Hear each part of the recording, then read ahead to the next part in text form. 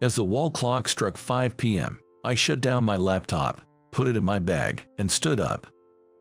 I plan to finish the rest of my work at home. See you all tomorrow, I said to my colleagues and boss. Then, a senior employee, Jason, spoke up. Hey Alex, aren't you going to the anniversary party? Today, a party to celebrate our company's 20th anniversary was being held at a hotel banquet hall. Sorry, I have to take care of my dad. That stuff. Can't you get a sibling to cover for you? Everyone in the office knew I left on time every day to take care of my father. I don't have any siblings. My father is an only child too. That's too bad. You're missing a chance to drink all you want on the company's dime. I nodded to Jason's sympathetic look and left the office. My name is Alex. I'm turning 30 this year. I live with my dad, and unfortunately, I don't have a significant other. The company I work for sells business software like accounting and attendance systems, and we've been marketing cloud-based systems to businesses. With the recent societal shift towards remote work, there's been a surge in companies wanting to move their operations to the cloud, and our sales have been climbing. Our president, Mr. Carter, had told all employees to attend today's party as many of our clients would be there. But, to do that, I would have had to extend my dad's daycare hours. And the company wasn't going to cover those extra costs, so I decided not to go. My dad is only 64, but he developed early onset Alzheimer's 2 years ago, and his condition has rapidly worsened. Now, he can't eat or go to the bathroom by himself. He tends to wander, so someone needs to be with him at all times. That's why I put him in daycare while I'm at work. My mom and grandparents passed away when I was young, and since neither my dad nor I have siblings, we don't have other family to rely on. Could you come here for a minute? Yes, sure. The day after the anniversary party, I was called into the president's office. The topic was what I expected: last night's party. Alex, why didn't you come to the party last night? He asked me this in a stern tone. I explained the situation to him. Then, Mr. Carter became furious. Are you saying the extra daycare fee for your dad is more important than our company's 20th anniversary party? Basically, he was saying not to be stingy about such expenses for the company's sake.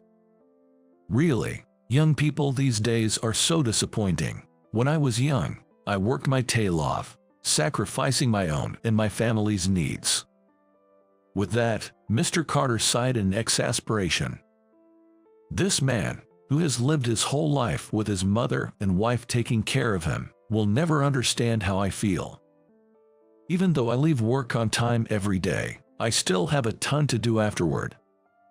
I shop for groceries, prepare dinner, do the dishes, laundry, and cleaning, then take care of my dad. Even my weekends don't feel like a break. Mr. Carter could never understand how hard this kind of life is. Some time later, I was busy preparing for an important business negotiation. The client was Anderson Commerce, a fairly large company, and if this negotiation succeeded, it would lead to a major contract. Mr. Carter had high hopes for it. But, just 5 minutes before I was about to leave for the negotiation, I got a call on my phone. It was from the daycare where I had left my father. Hello, is something wrong? Yes, a fever, you say. Got it, I'll head over there right away. Apparently, my dad had developed a high fever. It's unusual for him to get a fever, as he rarely catches colds. They asked me to come pick him up immediately, so I reported it to Jason. I'm sorry, I just got a call from the daycare saying my dad's come down with a fever. I need to go pick him up right now. What? Then what about the negotiation? I'll have to ask someone to go in my place or reschedule it. For now, I'll call the client myself. Understood. I'm counting on you. As I called the client and hurried out of the office, I got into the elevator. Mr. Anderson, the president of the client company, was eager to implement our cloud service as soon as possible. When I informed him that I couldn't make it today, he said, Then we'll consider services from other companies. No, another one of our staff will be attending, so please bear with us. Not wanting to lose this opportunity to a competitor, I decided to ask a colleague who was free to step in. I sent them an internal email with a location of the presentation file I had prepared in advance, along with other relevant information. While doing this, I reached the nearest train station and boarded the next train. Sorry I'm late. Dad, are you okay? I picked up my father from the daycare and took him straight to the hospital by taxi. The diagnosis was influenza. This was troublesome, since he'd been sick for 5 days and needed 2 more days after his fever gone down before he could return to daycare. This meant I couldn't take him there for nearly a week. I would have to take time off from work. Taking that long off from work wouldn't look good. But there was no other choice. First, I called the colleague I had asked to cover for me to find out how the negotiation went. Sorry for putting you on the spot today. No problem at all. So, how did it go? The feedback from the client wasn't bad. They said they'd consider it. Then I reported this to Jason and also mentioned my father's flu and that I would need to work remotely for a while. That stuff. Jason understood and agreed. A week later, my father's health had fully recovered and I returned to the office for the first time in a while. But then something shocking happened. My desk was gone. Well, not exactly the desk was there, but the files of my work that should have been on it were missing. Instead, my personal items from inside the desk had been haphazardly packed into a cardboard box on top of it. What does this mean? I asked, and Jason informed me. Alex, Mr. Carter wants to see you. Head to his office right away. As instructed, I went to his office, and Mr. Carter said to me, Alex, you took a whole week off work at a time like this. Do you have any idea how busy we are? Are you taking your job too lightly? I don't care if it's for caregiving or whatever. I don't like employees who neglect their work for such reasons. You're fired. What are you saying? You're firing me. That's what I'm saying. But I wasn't just off. I was working remotely. I was definitely working from home. Mr. Carter didn't listen. Shut up. If you're serious about your job, show up at the office. What about last week's negotiation? I heard Mr. Anderson from the other company is hesitant about implementing our service. Didn't we lose credibility because you bailed on the negotiation? Indeed, as Mr. Carter said, I had tried contacting Mr. Anderson several times since then, but I still hadn't received a favorable response. But I was planning to patiently persist with that matter. Anyway, someone who can't prioritize the company's needs doesn't belong here. Got it. Faced with Mr. Carter's anger, I stood my ground. I haven't done anything wrong, so I can't accept this. Saying that, I slammed the door and left his office. I walked out of the company and sat down on a bench in a nearby park, feeling completely lost. Even if I wanted to consult with HR, the HR manager was Mr. Carter's brother, and he probably wouldn't listen to this story. After all, I shouldn't be fired without a valid reason. So, this was just harassment out of Mr. Carter's anger, but on further thought, working under such a malicious person was foolish. With that in mind, the next day I submitted my resignation. I had no more attachment to that company. In any case, I needed to support my father. I immediately went to the employee service and started looking for a new job. Fortunately, 2 weeks later, I secured a job in the same industry. It was a bit farther from home, and the salary was lower than my previous job, but it couldn't be helped. I diligently applied my product knowledge and sales experience gained from my previous job. After a while, I got to know a female office worker at the desk next to mine named Emily, and surprisingly, she confessed her feelings to me, and we started dating. Emily was 26, 4 years younger than me, a calm, bright, and kind woman. If I hadn't resigned from my previous company, I would never have met Emily. Thinking about it, maybe being unfairly fired by Mr. Carter turned out to be a good thing. Life has its ups and downs. There are good times and bad times. So, even when bad things happen, I believe there will be good things ahead, and I should keep living positively. It was some time after Emily and I started dating.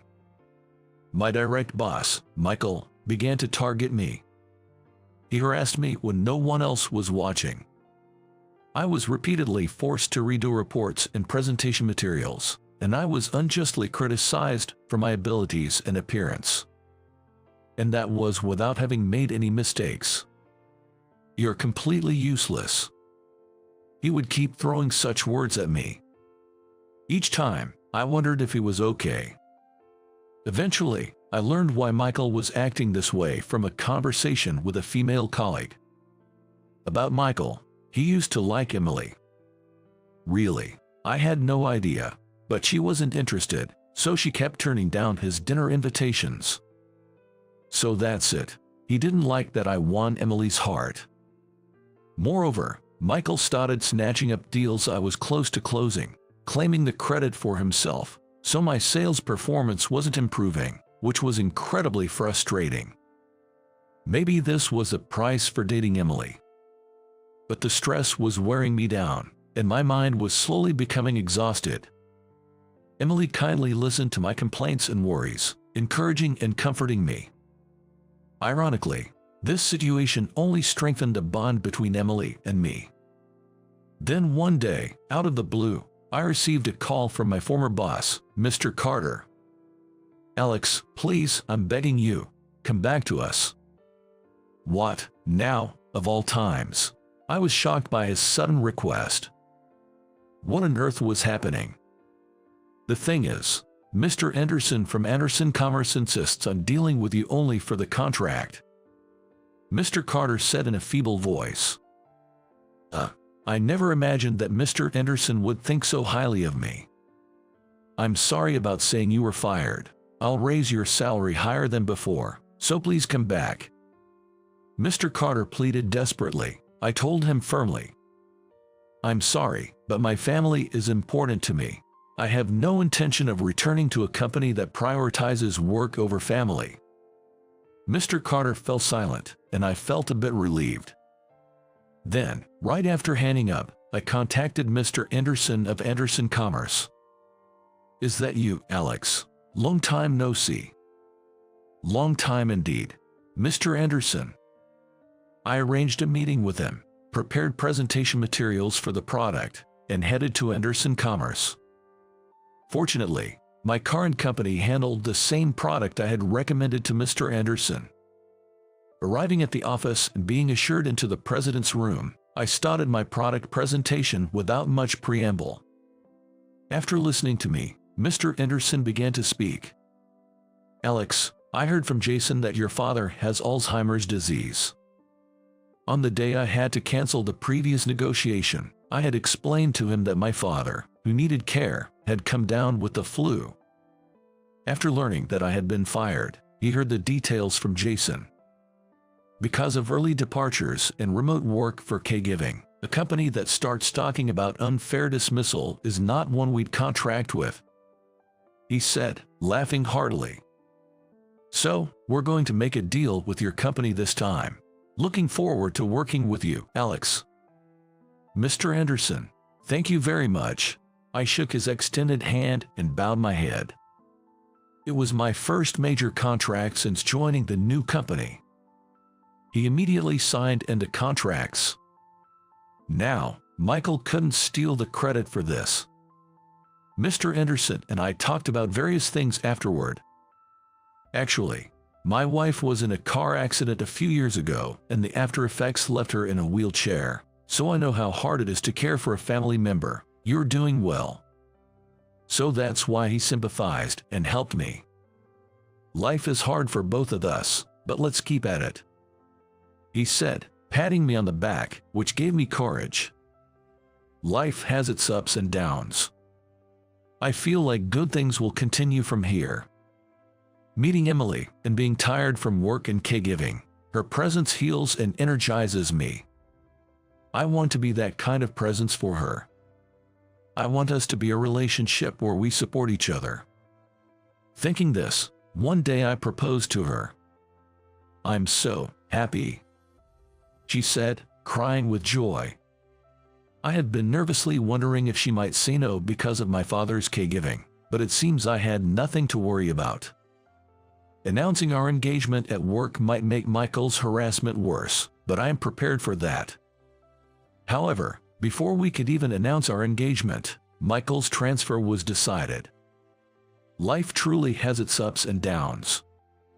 You never know what might happen, and even if bad things keep happening, I believe that good things will come later in equal measure. With that thought, I continue to work hard at my job and caregiving, planning to make Emily happy for the rest of our lives.